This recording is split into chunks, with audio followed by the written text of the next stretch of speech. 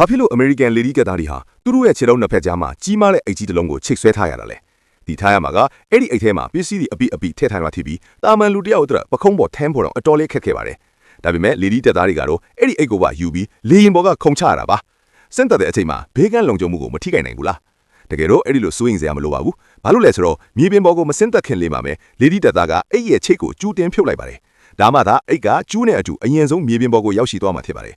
ဒီလိုလှုပ်ခြင်းအပြင်လူခန္ဓာကိုယ်ပေါ်မှာရှိနေတဲ့အလေးချိန်ဝန်တုပ်ဝင်ကိုတွေကိုကြိုတင်လျှော့ချလိုက်ပြီးမြေပြင်နဲ့ထိတွေ့တဲ့အခါဖြစ်ပေါ်လာမယ့်ရိုက်ခတ်မှုအား impact ကိုတိတိတသားလျော့နေသွားစေပါတယ်။တခိုင်ထဲမှာပဲလေဒီတက်သားတွေဟာဘေးတိုက်လိမ်ချန်ဒါမှမဟုတ်အချက်၅ချက်ထိတွေ့စင်တက်နီကိုအသုံးပြုပြီးခန္ဓာကိုယ်အစိတ်ပိုင်းအသီးသီးနဲ့မြေပြင်ကိုအဆင့်ဆင့်ထိတွေ့စေကရိုက်ခတ်မှုကိုလူစုခွဲပြလိုက်ပါတယ်။ဒါဆိုဘာလို့လေဒီအားကစားသမားတွေလိုခြေထောက်နှစ်ဖက်နဲ့မတ်တက်ရက်ပြီးမစင်တက်တာလဲ။ဘာကြောင့်လဲဆိုတော့စစ်ပတ်သုံးလေဒီတွေဟာလေမြန်စွာထိုးဖောက်ဝင်ရောက်ဖို့ကိုပိုပြီးအလေးထားလို့ပါသူတို့ရဲ့စင်သက်နှုန်းဟာတာမန်လေဒီတွေထက်အများကြီးပိုမြန်ပြီးငွေပင်ကိုထိတွေ့တဲ့အချိန်ဟာတနာရီကို20ကီလိုမီတာကျော်အထိရှိတတ်ပါတယ်။ဒီလိုအချိန်မျိုးနဲ့မတ်တက်ရက်ပြီးစင်သက်ဖို့ကြိုးစားမယ်ဆိုရင်ခြေထောက်နှစ်ဖက်ဟာရိုက်ခတ်မှုတန်ကိုမခံနိုင်ပဲအိုးကျိုးတာဒါမှမဟုတ်ကိုရင်းအင်္ဂါတွေထိခိုက်ဒဏ်ရာရတာမျိုးအလွယ်တကူဖြစ်စေနိုင်ပါတယ်။ဒါကြောင့်လိမ့်ပြီးစင်သက်တဲ့နီလန်းဟာကြည့်ရတာတိတ်မလှပါပြီမဲ့အန်ဒီရဲ့အကင်းဆုံးနဲ့စိတ်အချဆုံးစင်သက်နည်းပဲဖြစ်ပါတယ်။